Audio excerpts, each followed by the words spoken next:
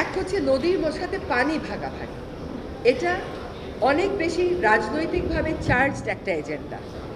পানি ভাগাভাগির চুক্তি প্রায় খসড়া হয়ে গেছে, চুক্তি স্বাক্ষর করতে যাওয়া হয়েছে, শেষ মুহূর্তে বলা হলো চুক্তি স্বাক্ষর করা হবে না। সঙ্গত কারণেই এটা পলিটিক্যালি চার্জ হয়ে গেছে।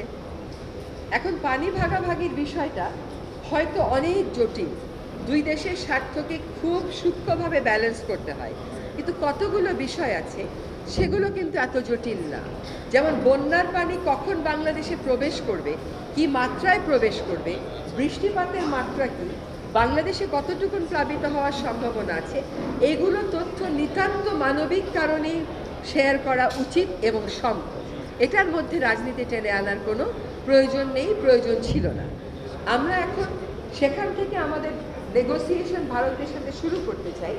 যে তিনটা তথ্যের আগেও আমরা বলেছিলাম সকল অভিন্ন জলরাশির উপর যেখানে যেখানে স্ট্রাকচার করছে, এটা কেবল ভারত না, চীন করলেও নেপাল করলেও কোথায় কোথায় স্ট্রাকচার হচ্ছে এটা আমাদের জানতে হবে। এটা না জানলে আমাদের পানি ব্যবস্থা সম্পূর্ণভাবে একটা ঝুঁকির মধ্যে পড়ে যাবে।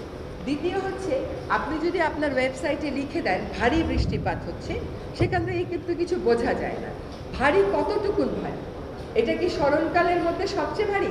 200-র উপরে উঠলেই ভারী, এবার তো 500-600-র উপরে উঠে গেল। কাজে ভারী বললে আমরা বুঝি না কতটুকুন ভারী, এটা আমাদেরকে জানাতে হবে।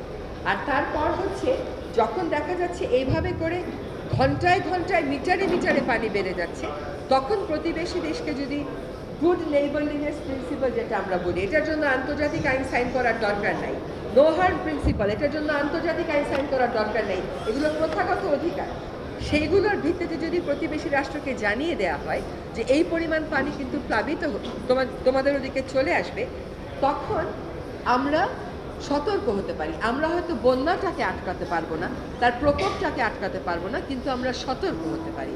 এবং এখন জলবায়ু পরিবর্তনের এই সময়ে এসে যখন এই ধরনের প্রলয়ঙ্করী বন্যা বাড়বে, তখন আমাদের ভারত থেকে এবং চায়না থেকে এবং নেপাল থেকে এই তথ্যগুলো পেতে হবে যে একটা অভিন্ন জলরাশিতে কত ধরনের স্থাপনা রয়েছে, বৃষ্টিপাতের পরিমাণ কি, পানির পরিমাণ কি, এবং ডিসচার্জ কতটুকু করা হবে।